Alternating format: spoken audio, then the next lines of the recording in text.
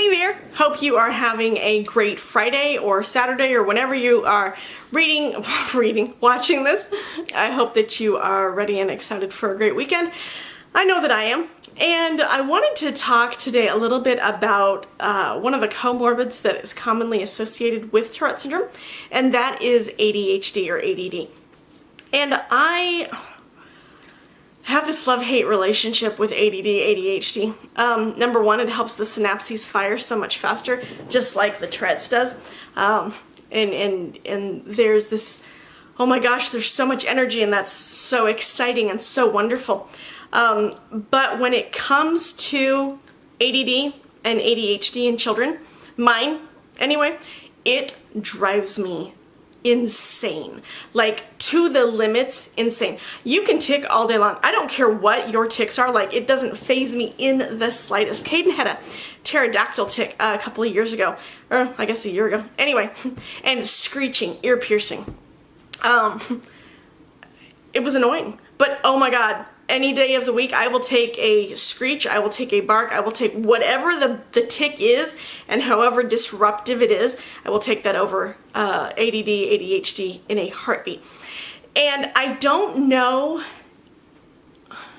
why I struggle with it so much, but if there is something that is going to put me over the edge as a parent, it is my kid not taking self-control and self-monitoring behavior for ADD and ADHD. Now, that said, that is a learned skill. And I remember growing up and even into early adulthood, well, heck, still today, people are like, oh my gosh, Kate, you've got so much energy. And I'm very fortunate that recently I have not recently heard, oh my God, girl, you wear me out. And I used to hear that a lot, and that's heartbreaking. To hear that your energy, which gives you joy, which helps you move from point A to point B and do all these really, really excellent things, wears people out. And I've not heard that from a ton of people, but from people who I have heard it from, it's been very, very hurtful. And it has been very impactful because it made me question if I was doing something wrong. No, I wasn't doing anything wrong. Still to this day, I'm not doing anything wrong. My kids aren't doing anything wrong. There is a chemical imbalance up here in their sweet little brains. And again, let me backtrack. I should say, as I said in the first video, I have highly probable but currently undiagnosed ADD. And I think it's really just a formality that I haven't been diagnosed because I am speed of light. And that could be the Tourette's, but I'm pretty sure with all the energy I've got, it's a combination. But, sorry, coming back. It drives me insane when people, that's too much energy, oh my God, you're too much, you wear me out. That is just as bad as telling somebody not to tick. It is so very, very important to teach our children to be true to who they are and to remember ourselves to be true to who we are.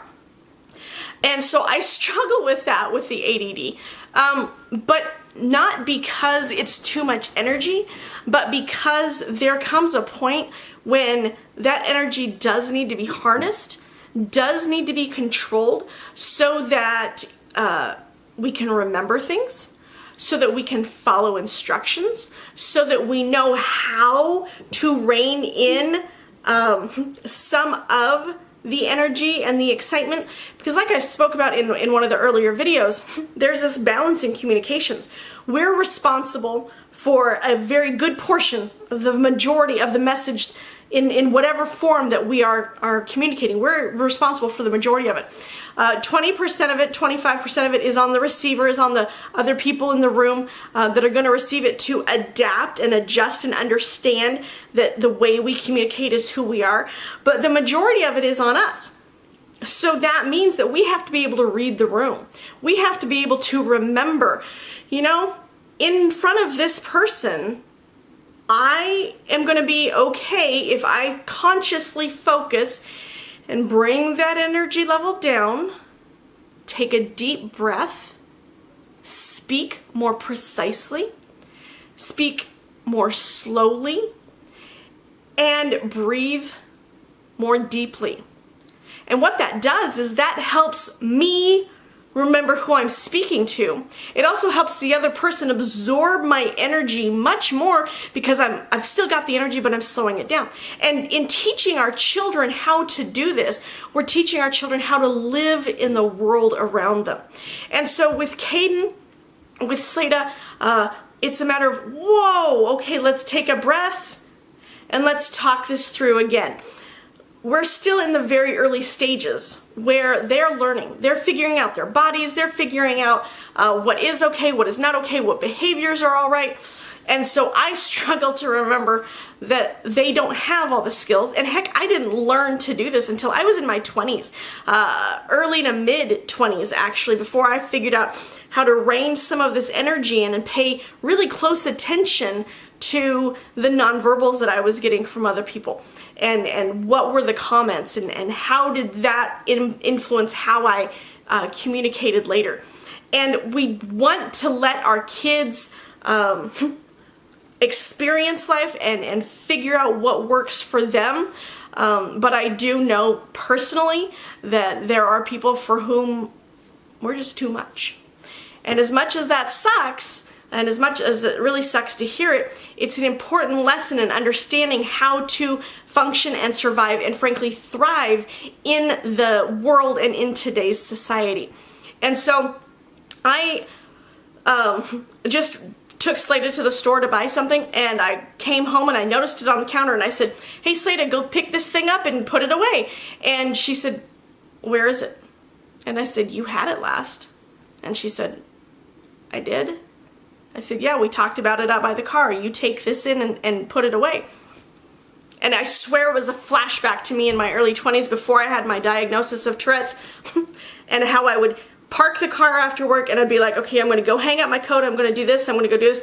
And by the time I got to the front door from the car, and we're not talking a big walk, we're talking maybe 10 steps, I had completely forgotten it, which adds to the chaos, or added then to the chaos of what the house looked like, still adds to the chaos of today. Not an excuse, just an explanation.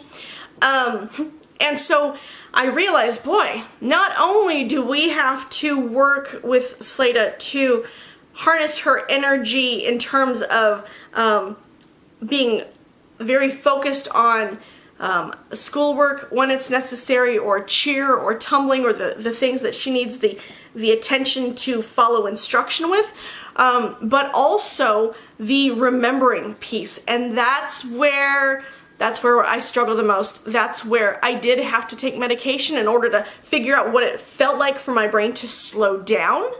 And then once my brain slowed down, I was able to recognize in later years, when I was no longer on the medication, what that felt like, so I could work towards mimicking it without the medication. Sometimes medication is going to be a long-term requirement. I'm not currently on medication. I haven't been for about 14 years now. Sometimes I wonder if I don't need to go back and revisit it, but I am functional, I am successful, and so far nothing is disrupting anybody, not at work, not at home. We've got Caden medicated for his ADHD because he is off the charts, and we're evaluating Slada next month to see what medication might work best for her. Not because I want to change either of my children. They're so amazing and their energy is incredible, but because I need to help them figure out, and Slada in particular at this point, how do we slow things down enough so we can remember, and so that we can follow not just one direction at a time, but 3 or 4 step directions, which she used to do when she was really little, so I know that it's in there. I hope you have a wonderful weekend. I know this has been another long video, but I definitely wanted to talk about experiencing some of this memory lapse is what it is, and this forgetfulness that is tied in with highly probable but currently undiagnosed ADHD, or diagnosed ADD and ADHD. So I'm going to work to not snap when things are forgotten. I'm not thinking that I'm going to be wholly successful at it, because that ADD, ADHD is the thing that drives me off the rails, but I'm going to work on it. It is my commitment, and I hope that you have a wonderful weekend and that you are enjoying the time with your children and your time with you. Bye.